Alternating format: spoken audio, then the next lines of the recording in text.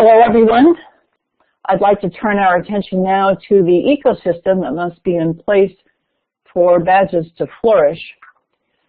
In the user stories that Aaron told, I think it started to come into focus that badges have the potential to bring the benefits of post-secondary education to job seekers in ways that are meaningful to them and to their future and current employers. Most of us probably grew up with the belief that completing high school and going on to college or university was critical to getting a job.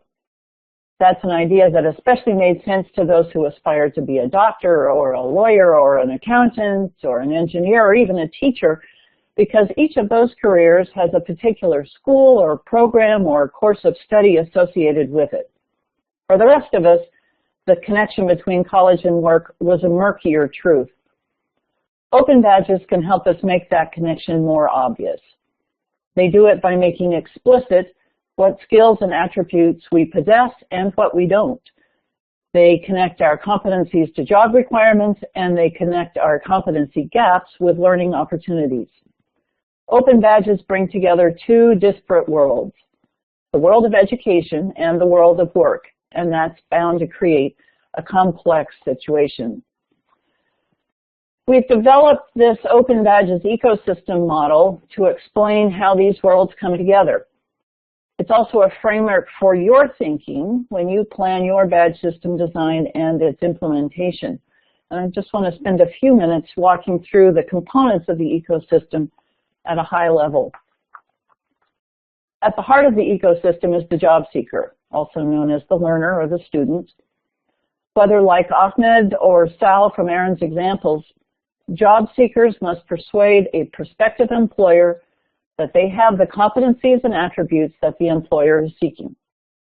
For quite some time, job seekers have used personal resumes and school transcripts to communicate essential information about their qualifications. But as Aaron said, these are incomplete reflections of a person's capabilities. Open badges can help Ahmed and Sal tell their story. Many job seekers attain job-related skills and competencies through some form of education. They turn to learning providers of all descriptions, whether those are colleges and universities, community colleges, professional education programs, or open education resources, to help them fill gaps and gain new knowledge and skills. As new competencies are acquired by the learners/job seekers, badges are awarded to reflect those new abilities. But before the badge awards are actually made, the skills that those badges represent must be verified. That verification happens through evidence-based assessment. In other words, not assessment based on a learner's ability to recall information about how to do something, actual evidence that demonstrates the learner can do that thing. What this means is that badges are tied to assessment, not to learning per se.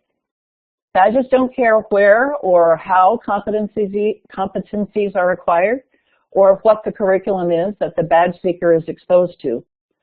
As a consequence, assessment can be decoupled from learning programs. By the way, we're seeing some interesting business models will be evolving as a result of the focus on evidence-based assessment. For example, new entities focused only on assessment may begin to emerge, perhaps tied to one or more preferred learning provider. In addition, the number of learning providers specializing in competency-based learning is growing.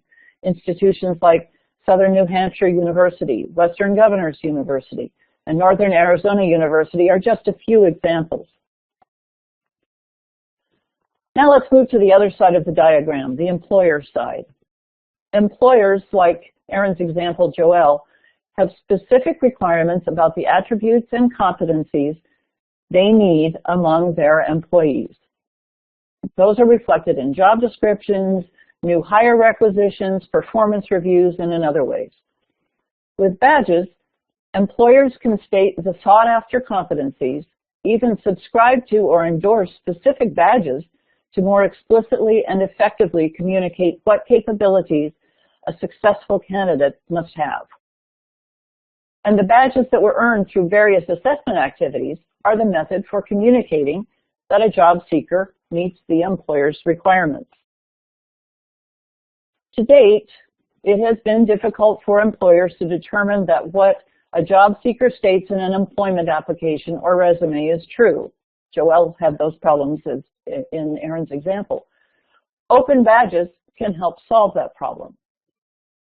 With metadata associated with a badge, coupled with authentication technology, employers have the means to authenticate that job seekers who present badges to substantiate their assertions of qualification are indeed the ones who earned the badges, and further, that the badges in fact represent the skills and competencies that the employer seeks. The competencies that are called out by employers often reflect government regulations, industry standards, and best practices as articulated by standards organizations.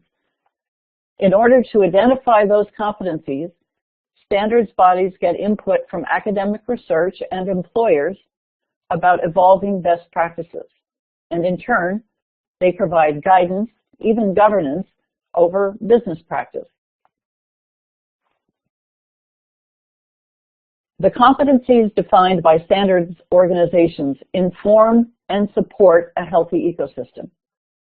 When badges are tied to assessments that are themselves tied to industry standards and best practices, the likelihood of finding the right match between job seeker and employer is greatly improved. Further, learning providers are in a better position to offer learning programs that align with assessment activities that, in turn, align with employer requirements. Learning providers have traditionally relied on academic accreditation and on reputation as validation of the value of their targeted learning outcomes. Because badges are agnostic as to the mode of learning that learners employ to gain competencies, learning providers are identifying new and innovative ways to engage learners. The requirement for evidence-based assessment is causing many to rethink their approach to assessment while still ensuring valid, reliable, repeatable assessment methods. This opens up the need for clear, transparent validation of learning providers, assessors, and their methodologies, without which the value of their badges is questionable.